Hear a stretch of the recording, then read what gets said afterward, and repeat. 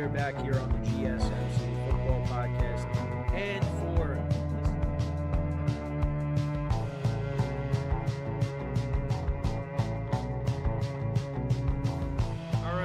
keep yourself in the loop of everything football on the Golden State Media Concepts Football Podcast. The latest news on and off the field, be it college football, Big Ten, SEC, Big 12, Pac-12, ACC to the NFL. We've got you covered. Listen to the Golden State Media Concepts Football Podcast.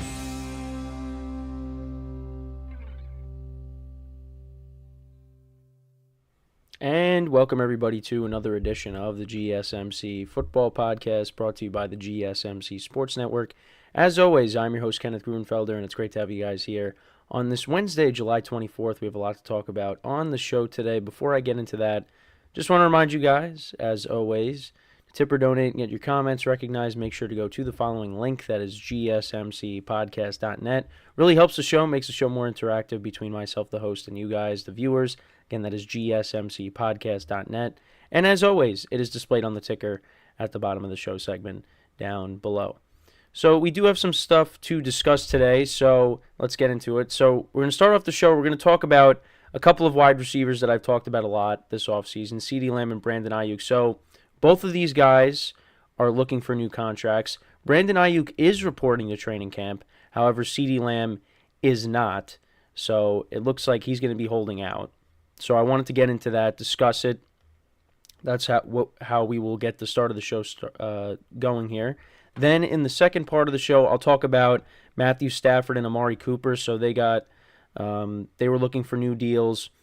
So they ended up restructuring their contracts. So I wanted to discuss that as well. Then in the third part of the show, I will continue my quarterback rankings. So these are the last quarterback rankings that I'll be doing. And it's for the AFC West, so we'll get into that.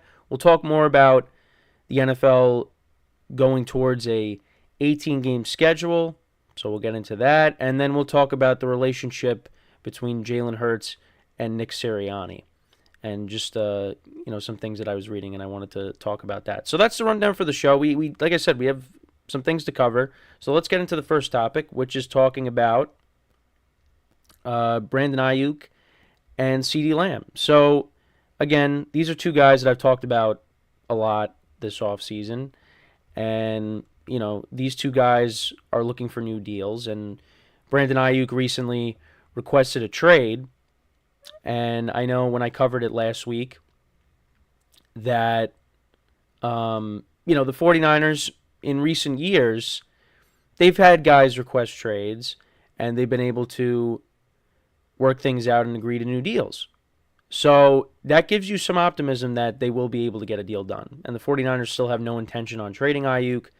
So we'll see what ends up happening. But now with CeeDee Lamb, he's looking for that contract extension of his own. And he's going to get paid more than Brandon Aiyuk. He's going to get paid, Justin Jefferson type money. Could get even more. Reset the wide receiver market. But yeah, at the moment, he's going to be holding out. And I can't disagree with it. I think a deal is going to get done at some point. I don't think we're going to get to a point where CeeDee Lamb is going to be missing games in the regular season. Now, if that's the case, well, that's a problem. But I think the Cowboys, they're going to be able to figure it out. They're making it a priority to get a deal done with CeeDee Lamb. So it's a matter of when, not if, when it comes to CeeDee Lamb. But I just had, I put up a graphic here with both receivers. So these are the stats for the receivers from last year. I mean, look at the difference in receptions. Not to say that, that's an indictment on Brandon Aiyuk, but that's CeeDee Lamb is the guy in Dallas, and that he's one of the reasons why Dak Prescott was an MVP candidate. He's one of the best receivers in the NFL. The 49ers run a different kind of offense. I mean, and they have more playmakers. The Cowboys' offense is not as loaded as the 49ers' offense. We know that. But it's just crazy to, look at the difference in receptions. And then, of course, you got 12 touchdowns to 7, and then you got, 1,749 receiving yards to Brandon Aiyuk's 1,342. But yeah, it is interesting stuff here, and we got to wait and see on how these play out. So yeah, so according to NFL insiders Ian Rappaport and Tom Pelissero, they reported that Lamb was not on the team plane to California, and yeah, it'll officially become a holdout with him. And yeah, he's been absent, CeeDee Lamb, from voluntary workouts, mandatory minicamp. So he's been getting fined. He's entering, his fifth-year option. He's making $17.9 million in 2024. But yeah, he's looking to get that new deal now. And when you're coming off of your best season, it makes sense why they're deciding to do this. Or he's deciding to do this. But it's interesting that Brandon Aiyuk has reported training camp despite requesting a trade.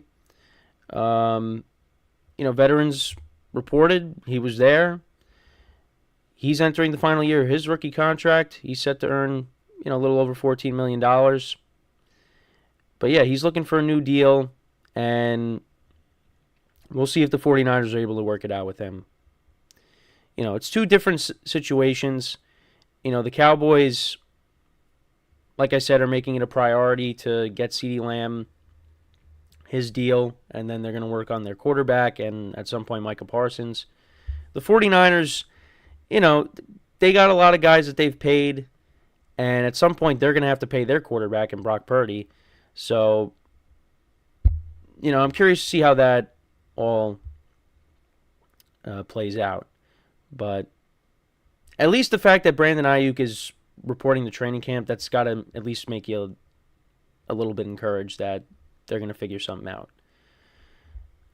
That combined with what I've told you. Deebo Samuel requested a trade. They were able to figure things out with him. And Robbie Gould, when he was on the team, he wanted a new contract, and they gave it to him. So, but I know Robbie Gould is a kicker, but they were able to figure things out there. For the 49ers, though, it's just you got a lot of great players making a lot of money, and it's just at some point it's going to affect you. So, they're not going to be able to keep everybody. The guys are going to end up leaving at some point. So they kind of have this window that they need to cash in. They need to finally get that Super Bowl because they've been right there. It's just they keep falling short. And as for the Cowboys, after 2024, who knows? They could have a new quarterback that CeeDee Lamb's going to be catching passes from. There's concerns about their depth. Their running game, I don't think is going to be great this year. It's going to be Dak having to throw the ball a lot. So, the Cowboys are, further down the ladder as opposed to the 49ers. Now, I still think the Cowboys are going to be a good team this year. There's people that are down on them, which, again, what I just told you, the depth, the running game, I understand, but and maybe, with the head coaching situation with Mike McCarthy, he hasn't been, they've had good regular seasons, but they just have not done well in the postseason. So there are concerns with the Cowboys. I'm not going to sit here and say there isn't, but I still think they're going to be a good regular season team and they're going to make the playoffs. So, but after this year, you could see a new head coach and a new quarterback. But I do think that CeeDee Lamb, they're going to work things out with him. I'm not too concerned about that because he's too important of a player. Now, you could say the same thing about Dak, but, Dak's asking for, different kind of a contract because of the position he plays. And, watching a little bit of SportsCenter, them talking about Dak Prescott and, him resetting the quarterback market. Yeah, I don't know. It's, it's going to be tough. It's going to be tough. But it seems like, look, right now CeeDee Lamb's holding out. He's going to get a new deal. And Brandon Aiyuk, I mean, the fact that he's reporting to training camp, it's got to give you some signs of encouragement there. So we'll see. I mean, I've been kind of negative when it comes to Brandon Aiyuk, but maybe the 49ers are able to, and I mean in terms of, the 49ers being able to get a deal done with him, but, maybe they're able to work things out. CeeDee Lamb, I'm confident the Cowboys are going to figure it out, and they'll be all right. So, but, I mean, we all agree. CeeDee Lamb definitely deserves a bigger contract. And 49ers are not going to be able to give him a contract like Justin Jefferson, Brandon Aiyuk, because, again, they've paid. They got a lot of good players that they've paid, and, it's going to be hard to do that, even with the salary cap going up. So, we'll see what happens. Aiyuk might opt for a hold-in, attending training camp but not fully participating in activities similar to Deebo Samuel's approach last year. And that's actually what Jordan Love is doing. He's holding in because he's still showing up, even though he's looking for a new contract as well. I know different position, but still. So we will see. The 49ers expect Aiyuk to practice. John Lynch stating the team plans for all players to be on the field. And, there doesn't seem to be any real concerns from his teammates either. So, yeah, we'll just have to wait and see what happens. But, one player's holding out, one player's holding in. So, and you would have thought that Brandon Aiyuk was going to hold out. But, no, he's there. So, we'll see if the 49ers can get a deal done. The Cowboys, I mean, they're going to get a deal done with CeeDee Lamb. For me, I'm confident in that. But that's my thoughts. Let me know what you guys think, though, about the recent news there. Because I'll be honest, I was surprised that Aiyuk is there. I thought he was going to be holding out, but right now he's not. So that's my thoughts on that. So, again, let me know what you guys think about both receivers. How do you see them performing in 2024 when they do get their new deals? I'm more confident about CeeDee Lamb getting his deal done as opposed to Brandon Aiyuk, but I could be wrong. So we're going to take our first break, and then when we come back, we'll talk about a couple of deals that were restructured. We'll talk about Matthew Stafford and Amari Cooper's restructured contracts when we return from our first break of the show. So with that being said, stick around, and we'll be right back here on the GSMC Football Podcast. I feel like I'm losing my mind. Is everybody in the world blind? Please, Lord, give me a sign, a sign. I feel like I'm losing my mind. Is everybody in the world blind? Please, Lord, give me a sign, a sign. I wanna be the greatest. Everybody on the fake shit. I look around and feel like everybody is the fakest. I make this every day and I'm impatient, hoping one day I blow up from the basement. Statement, the top is so vacant. I don't hear shit that I think is amazing. Waiting for my day when I'm playing sold out shows for 1,000 faces. Hey, give me that crown, get in my way and to be put down. It ain't your place, all this my town. If I want that shit, then I'll get it right now. I'm losing it, the noose it fits. I'm losing shit, a stupid myth. You choose to live or choose to dip. You choose to fight or lose your grip and lose a gift. I feel like I'm losing my mind. Is everybody in the world blind? Please, Lord, give me a sign, a sign. I feel like I'm losing my mind. Is everybody in the world blind? All right, and we are back here on the GSMC Football Podcast. And for the second part of the show, we are going to talk about Matthew Stafford and Amari Cooper. Both of them getting restructured contracts, both of them restructuring their contracts, so I just wanted to get into that as well. So they didn't get new contracts, which I do want to emphasize. But, just some reworkings. With Matthew Stafford, he wanted more guaranteed money in his current deal that he signed when he first got to the Rams. So I initially thought, they were looking for new contracts in general. But that's not the case. So Stafford, I don't have the specifics on the new deal or the restructured contract, but they restructured it because he wanted more guaranteed money. And I just have his official stats from last year: 24 touchdowns to 11 interceptions, just missed the 4,000-yard mark, and just some things that Sean McVay had to say on the matter. So all of our players are accounted for, including his starting QB. I am relieved. He said, we were able to get this solved.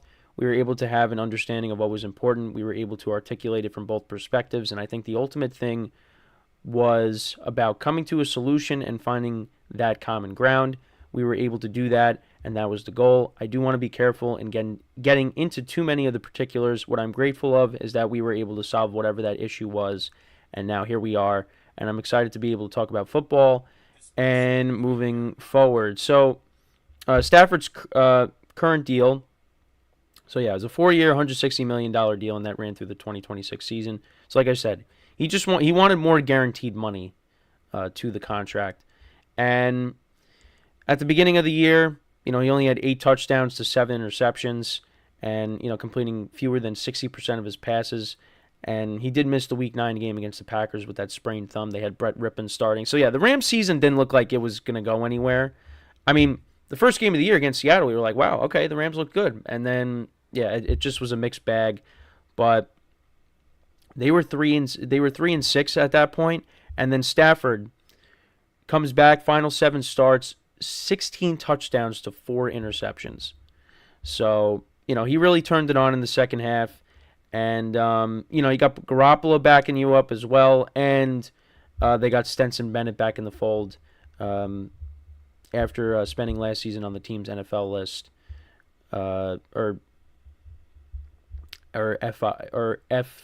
NFI list. Sorry. I know I looked at that as NFL. I'm like, that doesn't make sense. Yeah, because he was dealing with some off-the-field stuff, but he's back in the fold. So... yeah, so like I said, I don't have the specifics of the deal, but it's just he got more guaranteed money, and they did not want Stafford holding out because, look, then you got to go to Jimmy Garoppolo or Stetson Bennett, and Garoppolo at this point's a backup quarterback. Did not play well with the Rams last year or the Raiders last year, and Stafford, the way he played towards the end of the year, he played more like Matthew Stafford. And, the Rams had an opportunity to win that playoff game against the Lions. They only lost by a point. But they came up a little bit short. And it's going to be interesting how this team is going to be because, well, particularly on the defensive side of the ball, because now Aaron Donald is not there. And I think that's a huge blow to this defense. Now, they did address it in the draft. And I think with Sean McVay being one of the best head coaches in the NFL, they're going to figure it out. They'll be fine. I expect this team to make the playoffs, particularly because of what they have going on the offensive side of the ball. You got Stafford, Cooper Kupp coming into the season healthy, Puka Nacua, Kyron Williams. I mean, this team is going to be pretty good, I think. I think when I did my schedule predictions, I had them winning like 10 games, so... I think they're going to be a wild card team, and they're going to be a dangerous team, especially if Matthew Stafford is playing like he did towards the end of the year and really how he's played when he's healthy over the course of his career. And he's got that Super Bowl championship under his belt, which he deserves that. He's one of those guys that deserved the ring, and he got it. Being traded to the Rams, getting that ring against the Bengals a few years ago.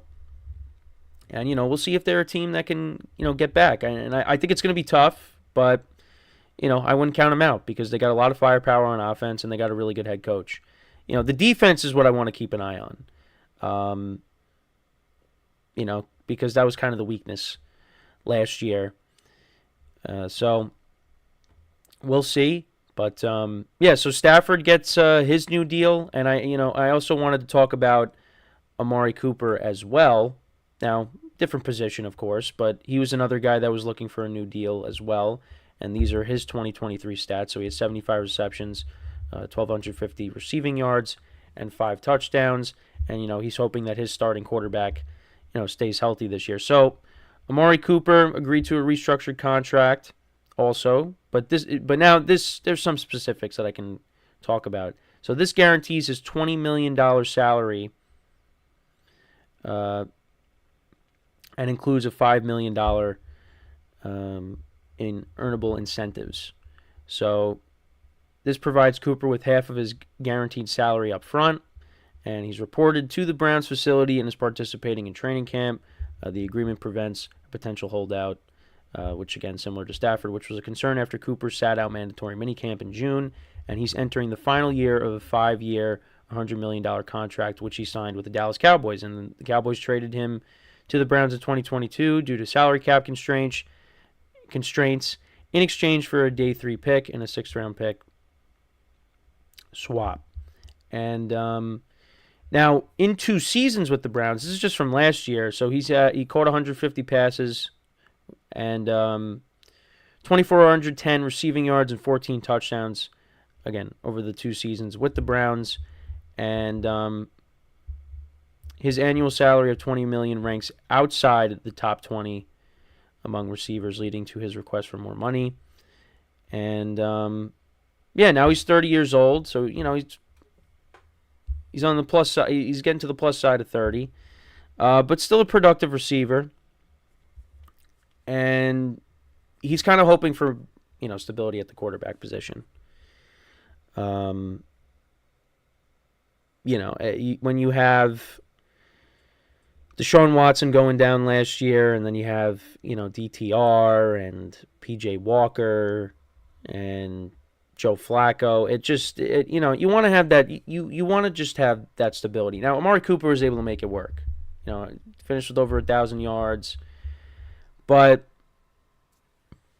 I want to see how him and Deshaun Watson do together over the course of a full season, because we just haven't seen that.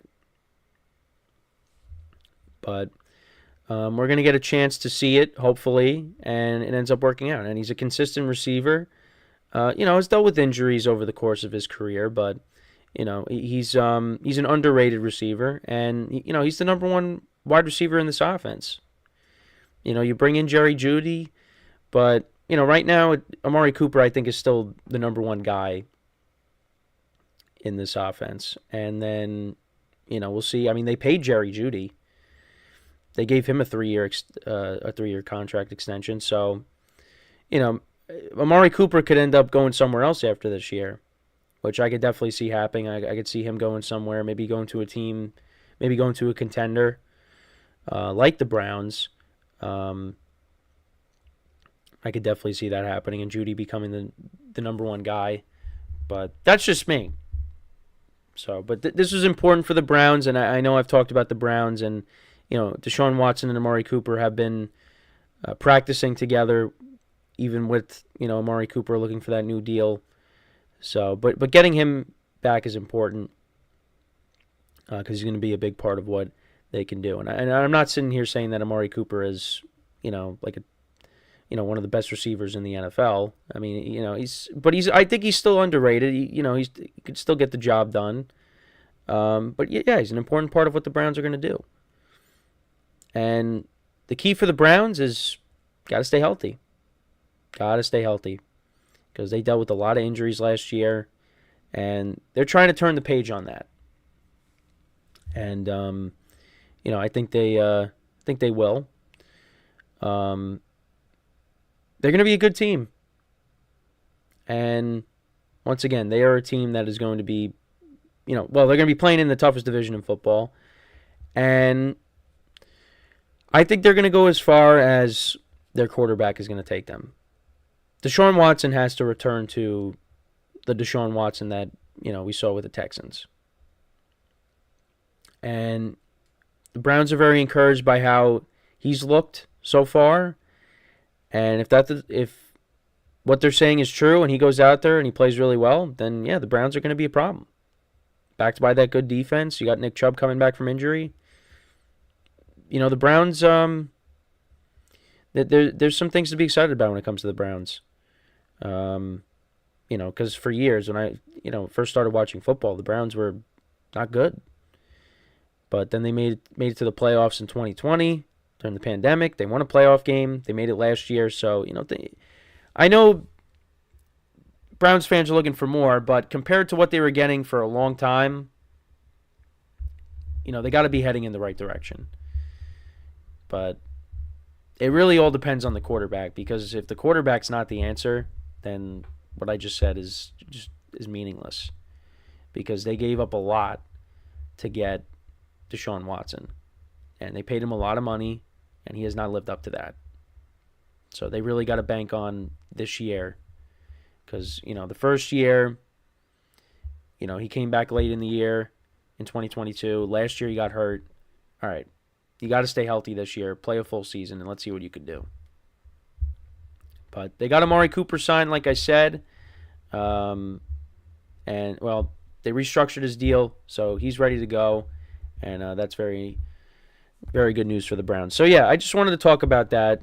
Two guys that got their contracts restructured. Let me know what you guys think, though. How do you think Matthew Stafford and Amari Cooper will perform this year? Like I said, I think the Rams are going to be a playoff team. I think Stafford will, continue to play well. He's got a good receiving core, and of course you got the young running back Kyron Williams, who played well last year. So I mean, the Rams, I think, are going to be good. The defensive side of the ball, that's what I want to keep an eye on, see how they do without Aaron Donald. And then for the Browns, they're going to be in the mix too. Even if Deshaun Watson's playing, subpar, I mean, this is a good enough team where they're going to be in the thick of it. So with the AFC, it's tougher to pick who's going to make the playoffs, because you can make I said it earlier on a previous show, you can make the case for a lot of teams. I mean, there's maybe 2 or 3 where you're like, I can't really make a case for them. But there's a lot of teams that you can make a case for making the playoffs in the AFC. But that's just how jam-packed it is. But, let me know what you guys think, though, about these two players. How do you see them performing in 2024, like I said? So before we go to break, I just want to remind you guys once again to tip or donate and get your comments recognized. Make sure to go to the following link. That is gsmcpodcast.net. Really helps the show, makes the show more interactive between myself, the host, and you guys, the viewers. Again, that is gsmcpodcast.net. And as always, it is displayed on the ticker at the bottom of the show segment down below. So when we come back from our second break of the show, we will talk about the AFC West, the final quarterback rankings that I'll be doing. So we'll get into that when we return from our second break of the show. So with that being said, stick around, and we'll be right back here on the GSMC Football Podcast. Looking for your daily fix of sports talk without having to pay for it? GSMC Sports Network is available on YouTube. Just search GSMC Sports Network. Get your fix of daily sports talk shows on YouTube, absolutely free. NFL, college football, NBA, MLB, MMA, UFC, fantasy football, and so much more. GSMC Sports Network has shows running all day long, with new sports shows starting every 2 hours. Just like on your favorite cable sports channel, except GSMC Sports Network is absolutely free. Just search GSMC Sports Network on YouTube to catch one of your new favorite shows, like the GSMC College Football Podcast, Chip Shot Football Podcast, Hoops and Heels Women's Sports Podcast, GSMC Basketball Podcast, and so many more. Check it out for yourself. GSMC Sports Network, now available on YouTube absolutely free. Search GSMC Sports Network on YouTube right now.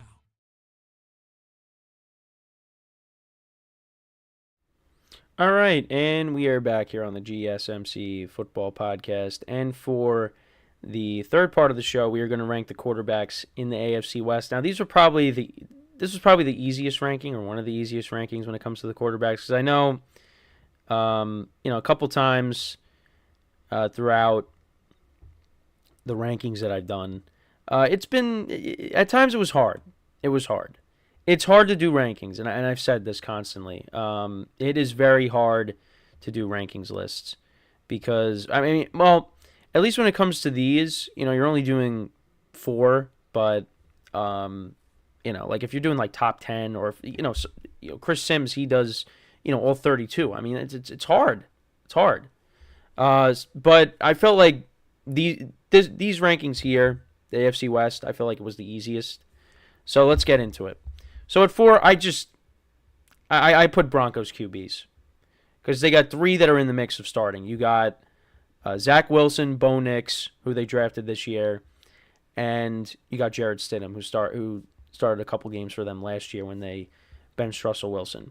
Now, when I was watching SportsCenter yesterday, Sean Payton did speak on, the quarterback battle, and it's an open competition. There's no clear-cut favorite at the moment. These guys are all going to get their opportunities. You're going to see them all play in the preseason, and then Sean Payton is going to make his decision at some point. Now, Bo Nix is looked at as the future. Zach Wilson, they brought in Zach Wilson because, he's got a big arm. The talent is there, and maybe Sean Payton feels like he can fix him, which I'm not very confident in that, but, that's Sean Payton, giving a guy like Zach Wilson an opportunity. And then he got Jared Stidham, who started some games for them last year. But yeah, I don't think the Broncos are going to be very good this year. They did finish 8-9 last year, and they were another team where they got off to a really bad start, and then they got hot in the middle of the season, and it looked like, hey, maybe they got a chance to, make a run at the playoffs, and then they kind of fell flat at the end, and finished 8-9. And this year I don't really know what to expect. I just think that I don't think they're going to be very good. I don't really know what to expect in terms of who's going to be starting. But we'll find out soon enough. But yeah, I just think it's pretty easy to put them at 4 right now, because I don't think the roster is in a great spot. But again, who knows? But that's who I got there. So next I got another quarterback battle, and that's Gardner Minshew and Aiden O'Connell. And Gardner Minshew did a nice job filling in for Anthony Richardson last season. And when he was with the Colts, and Aiden O'Connell, they won some games with him starting. They dismantled the Chargers on Thursday Night Football. They beat the Chiefs in Arrowhead, even though he just managed the game. But it's going to be interesting to see who ends up winning that battle. Right now it's again. I saw I saw Antonio Pierce speak on it, and he said, it's really all going to come down to who's gonna do better. It's a competition. And I probably lean towards Minshew, but we'll see, because I know when Devontae Adams spoke, he said right now it's Aiden's job to lose. So we'll see what happens. But like I said, I think it should be Minshew, but there's gonna be competition for it. And then next we got Justin Herbert. Again, I thought these rankings were pretty easy to do. Justin Herbert last year did get hurt, and the Chargers were not very good last year. It was a rough year for them. But I think, now a full season, and, Jim Harbaugh in the mix now as the head coach, I think they are going to be I think they're going to be a sneaky good team. I do believe that. And we'll see if they're in the mix for the playoffs. But last year it was disappointing. How the Chargers were. They were hovering around 500, and then, all of a sudden, things kind of fell apart, especially when Herbert got hurt. So last year he had 3,134 yards passing, 20 touchdowns to 7 interceptions. And ended up getting hurt because of the thumb injury, I think it was. But yeah, this year it's going to be different because there's no more Keenan Allen, there's no more Mike Williams, no more Austin Eckler, Gerald Everett. It's going to be it's a different receiving core. You got Ladd McConkey, who they drafted. They also got Joshua Palmer still, Quentin Johnston in his second year. He had a disappointing rookie year. I think they signed Will Dissly. And then you got Gus Edwards, J.K. Dobbins coming out of the backfield, DJ Chark. I would have liked to have seen them try to keep Keenan Allen, but that ended up not being the case. I think Keenan Allen, they could have worked something out, but that ended up not happening. So, Justin Herbert at 2. I mean, I think if he's healthy, he's going to have a good year. I think he's going to make it work with the receivers that he's got. But we'll see. And then number 1, no surprise here. I got Carson Wentz at number 1. Just kidding. Patrick Mahomes. No surprise there. Not only is he the best quarterback in this division, he's the best quarterback in the NFL. He's been the best quarterback in the NFL for, a long time now. I know that other players have won MVP and things like that, but Mahomes is always one of the final 4 teams remaining. And, he's got the 3 rings in 6 years. He's got 2 MVPs. Last year, it wasn't the greatest year for him. But this year, it's going to be different. I think we're going to see a Chiefs offense similar to how we saw with Tyreek Hill. You're going to see more explosive plays. Now you got Xavier Worthy and Marquise Brown. Yeah, the offense is going to be a lot better, and that's and last year was the year to knock off the Chiefs, and teams weren't able to do it. Now, part of that was because they had a very good defense, but that was the year to do it.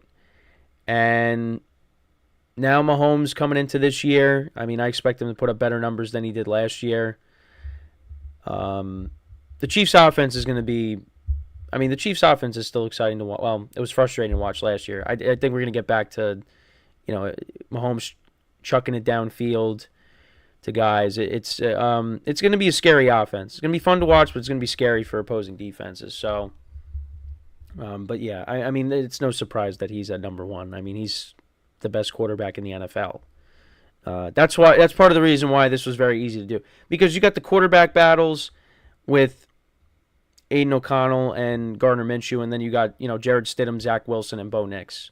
And I think the Raiders right now, they're in a better position than the Broncos are. And then you got Justin Herbert, who's, I know he hasn't won a playoff game. He should have won a playoff game that they fell apart against the Jags. But, Justin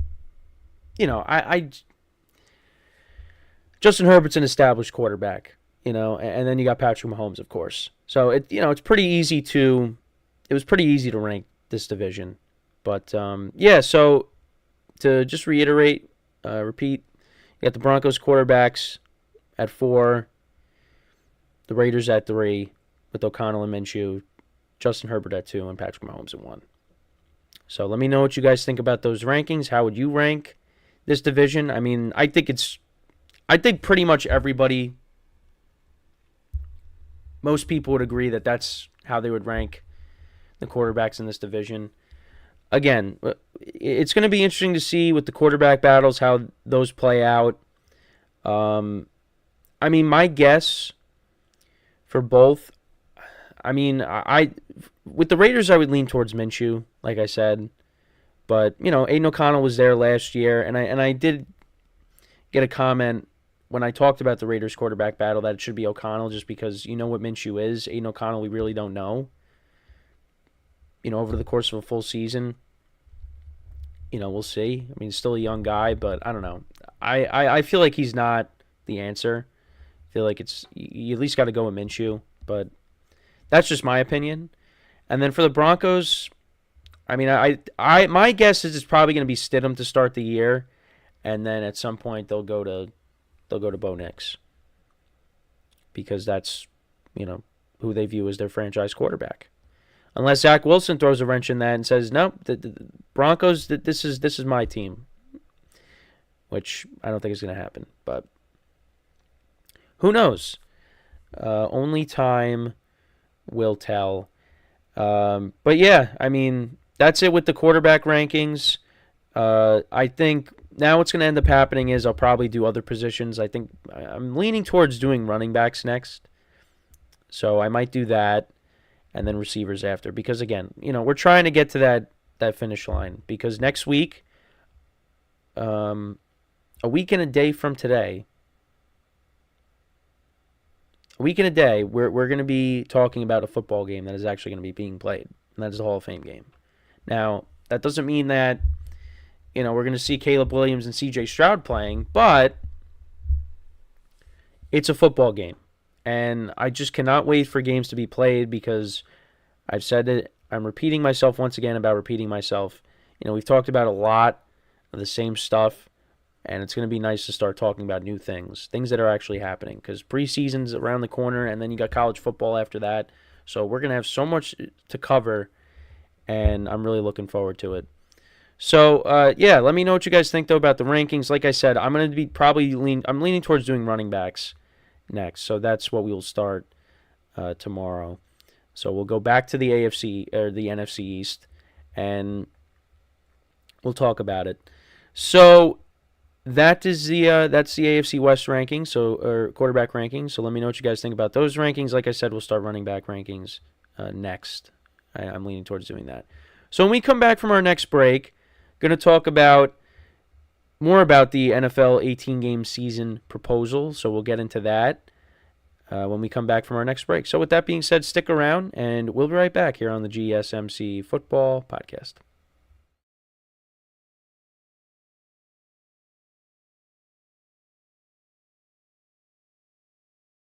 For the best and latest podcasts available anywhere, go to the podcast app on your cell phone and type in GSMC to access free content-rich podcasts on health and wellness, book reviews, sports, entertainment, relationships, social media, movies, technology, finance, and even weird news. Subscribe and download the GSMC Podcast Network's family of shows, available everywhere podcasts are found.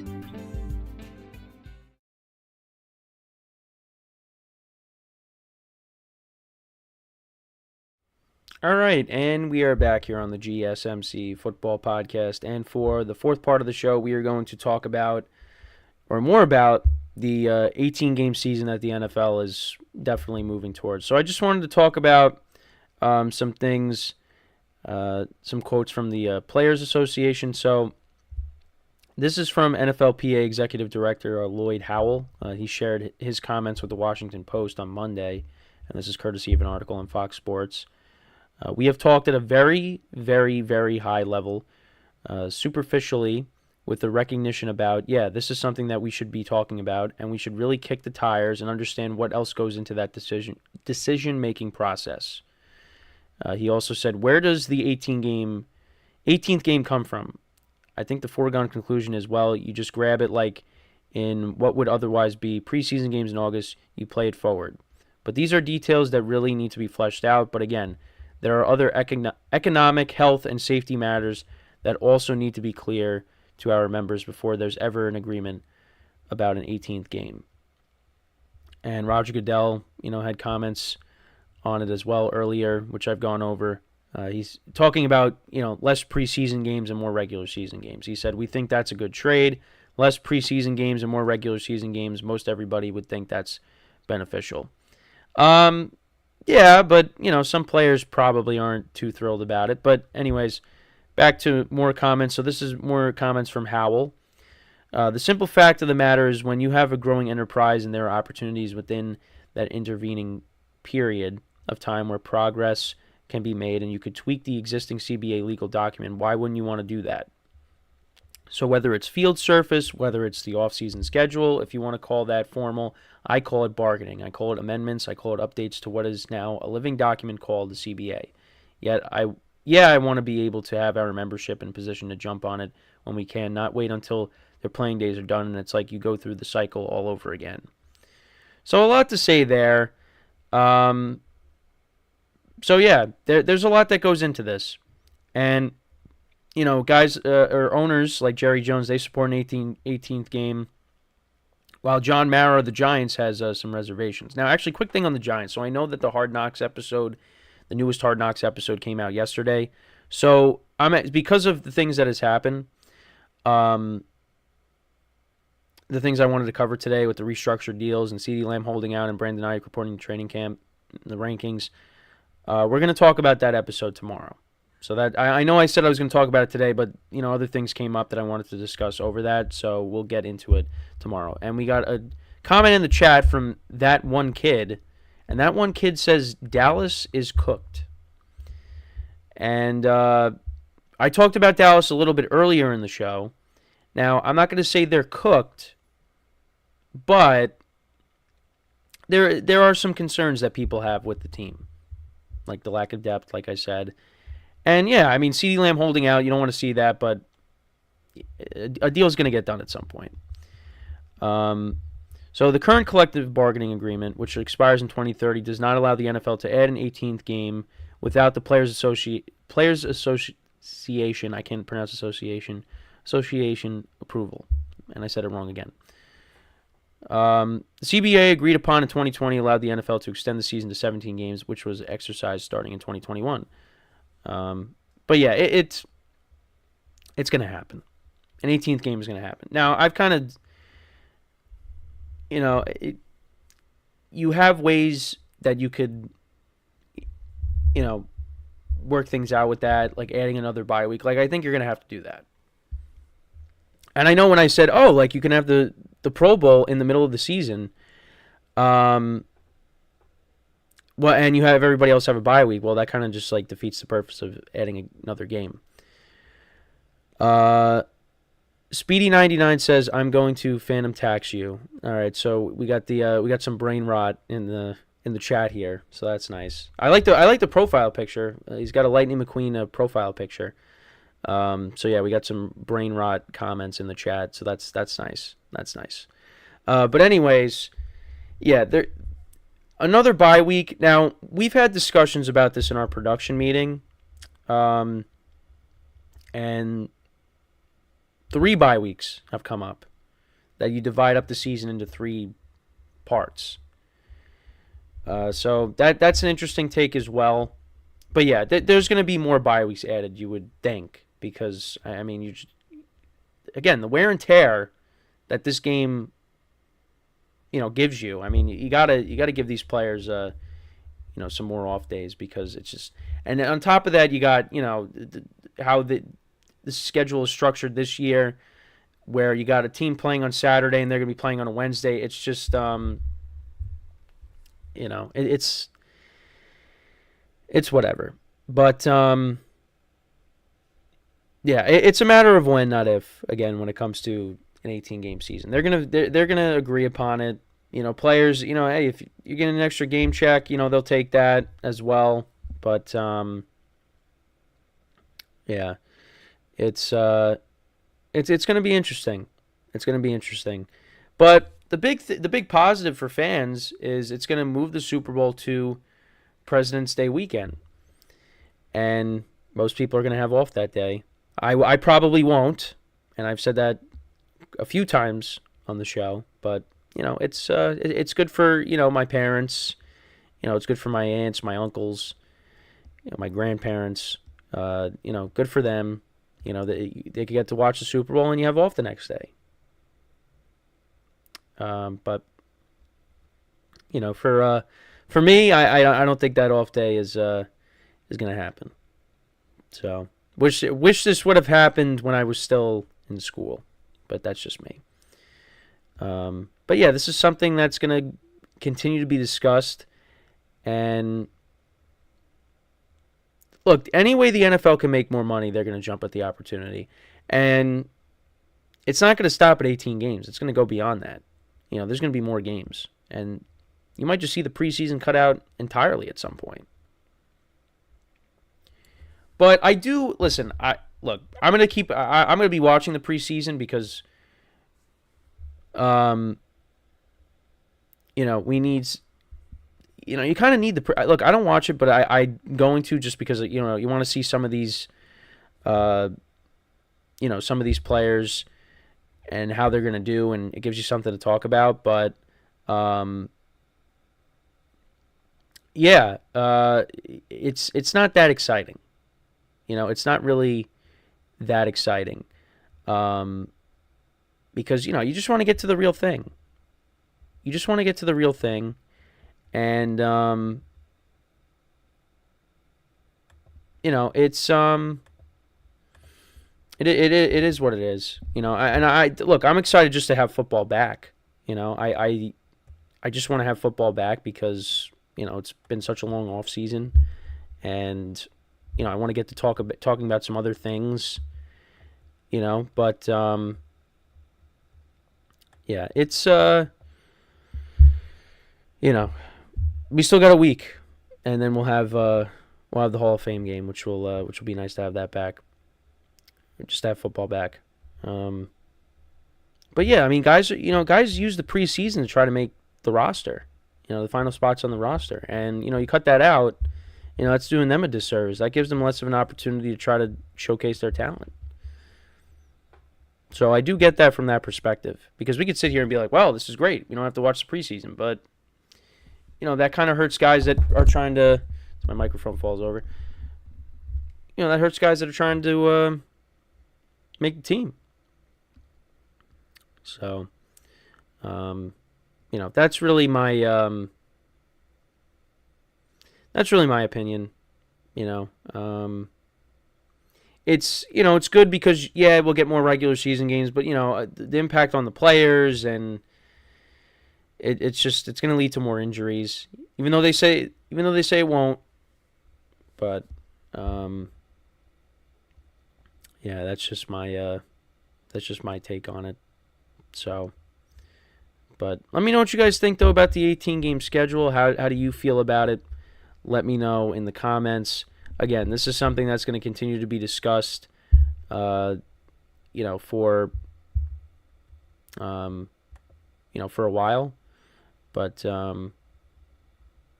yeah, it's going to be interesting, because like I said, they're going to continue to have those discussions, and it's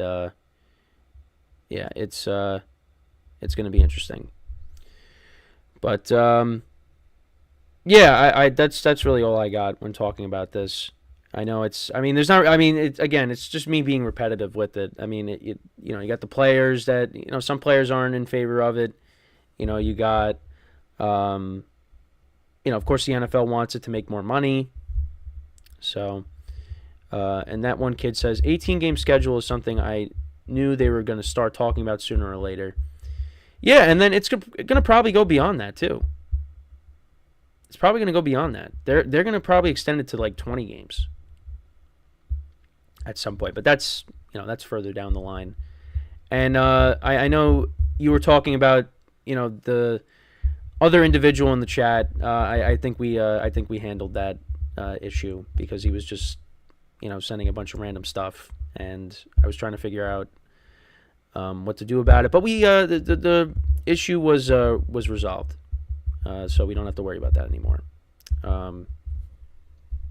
Like I said, he was saying, as the kids say, brain rot. Well, not really the kids, but, basically anybody that's on TikTok says brain rot. He basically was sending a lot of brain rot in the chat. So that was going on. But we were able to solve the issue. So... But yeah, that's my thoughts on the 18-game schedule. Let me know what you guys think about it. We're going to take our final break of the show now. When we come back, we'll talk about Nick Sirianni and Jalen Hurts. We'll talk about their relationship. I'll get into that, and that is how we will end off the show for today. So for one final time today, stick around, and we'll be right back here on the GSMC Football Podcast.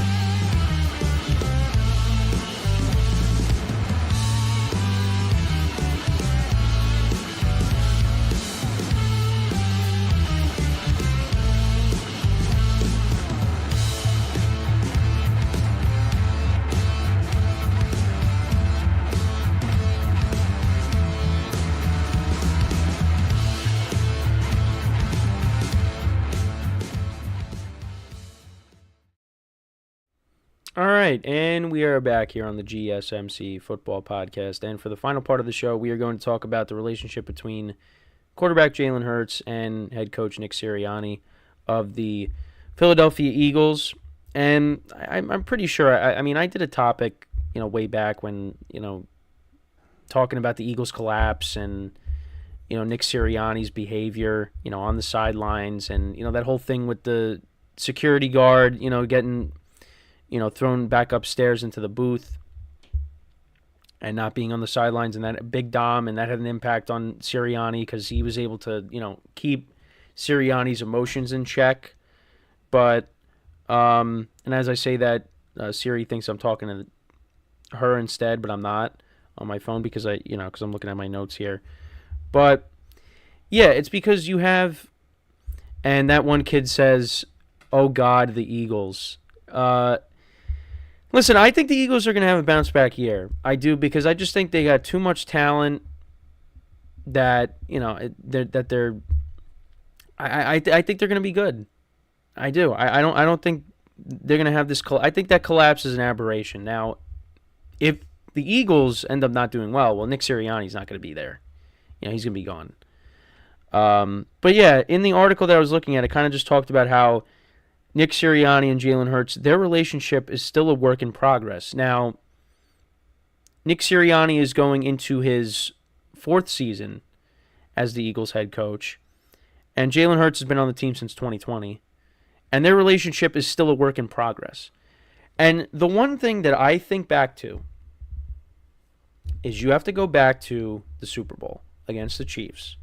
I forget what happened on what play at what point during the game where I think the Chiefs it was like a holding penalty or something, and Nick Sirianni held up his hand and he was waving him back or something, and Jalen Hurts knocked his arm down, basically telling him to knock it off.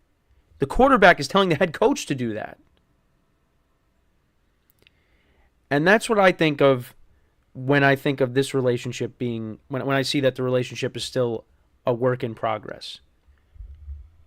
Because Nick Sirianni, he has a fiery personality. And when you watch his opening press conference, when he first got hired by the Eagles, I did not think Nick Sirianni was going to be what he is. Shows a lot of emotion. I mean, even in that Super Bowl, during the national anthem, tears streaming down his face. And, against the Giants, that close-up of him, nodding his head at the camera, which annoyed me. But part of the reason for that is because the Giants were getting crushed in that game. That one kid says in the chat, and again, that's his name in the chat, that one kid. He says, Hurts likes that tush-push a bit too much. Well, I mean, if it works, they're going to continue to do it. Now, Jason Kelce's not there anymore, so I'm curious to see how that, plays out without him there. Because I think that's a big blow to their offensive line, and we'll see how, they do without him. I think they'll still be good. But they're going to continue to do that. But, yeah, it's just the fact that this relationship is still a work in progress is a problem. And like I said, if the Eagles end up not doing well, early playoff exit, or just, they collapse again, Nick Sirianni's out of a job. Because like I said, this team is too talented. They got so much talent from top to bottom. There's no reason why this team, doesn't perform well. But you could say it's because of coaching. And maybe lack of leadership. Because now you don't have Jason Kelce there. You don't have Fletcher Cox there. You still got Lane Johnson. You got Brandon Graham. Jalen Hurts is going to try to take on more of a leadership role. Those are key guys on both lines. So that's something that concerns you a little bit, is not having those two guys in the locker room. But even when those two guys were in the locker room, they weren't playing well. So that one kid also says Eagles are probably going to go 12-5, 13-4, 14-3. Yeah, I think when I did my schedule predictions, I had them at 12 or 13 wins, in that ballpark. Because I think, they tried to improve this defense. They added to the secondary through the draft, through free agency. They added Saquon Barkley And then you still have what you already got there. You got Jalen Hurts, that offensive line, A.J. Brown, Dallas Goedert, Devontae Smith. You still got Brandon Graham on the defensive side of the ball. I think the Eagles are going to be a really good team this year.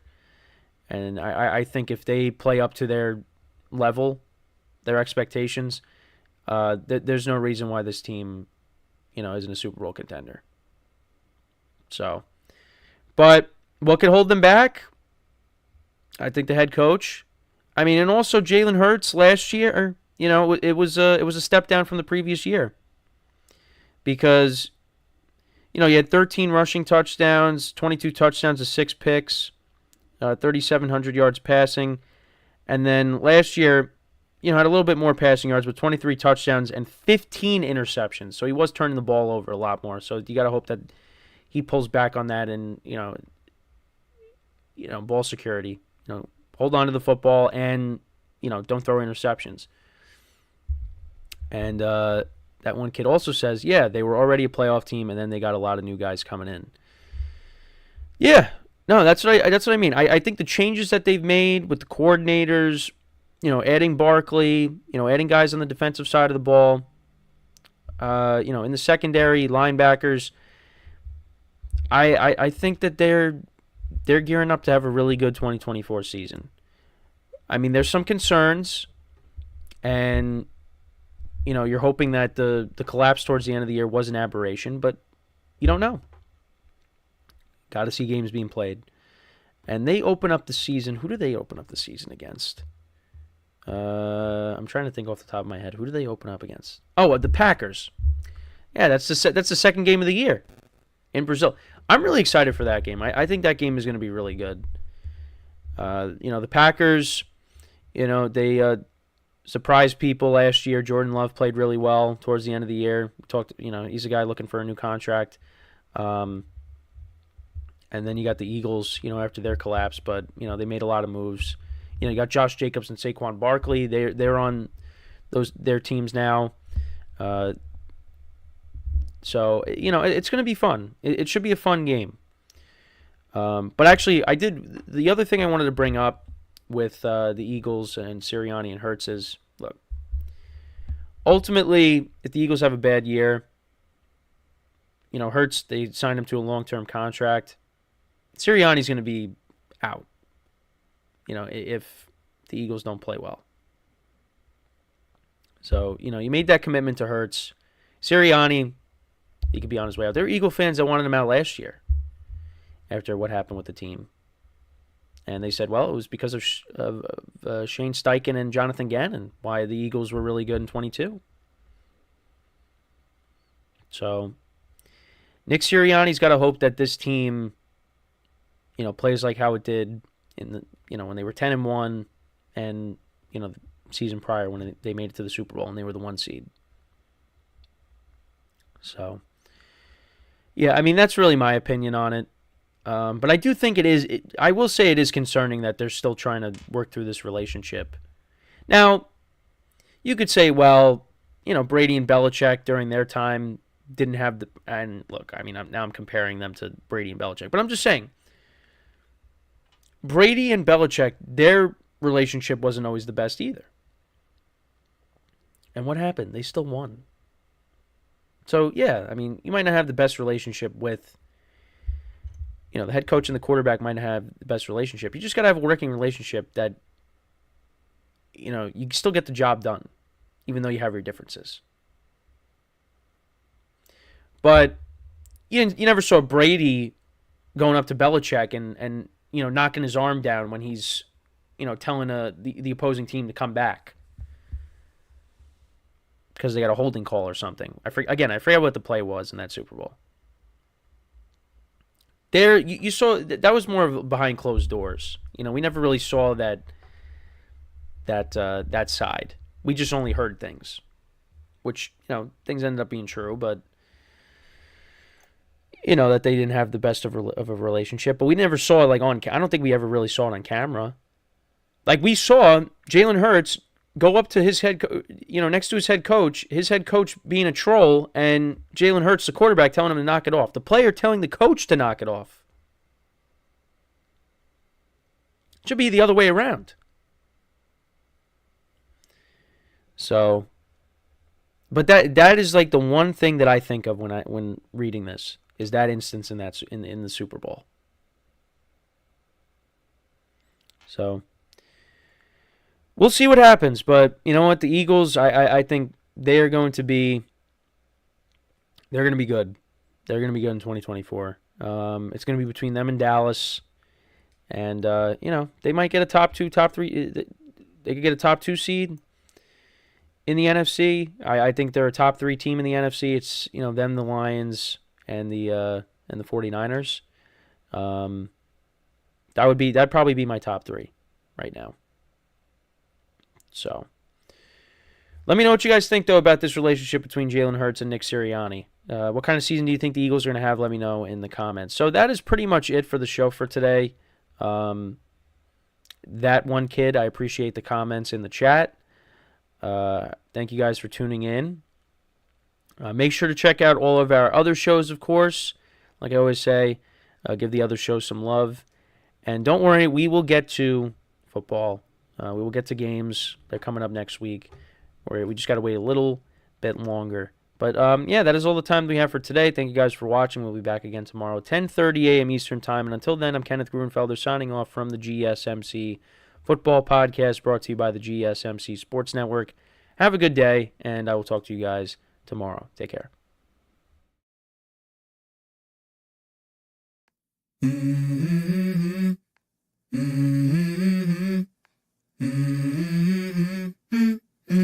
Let's go.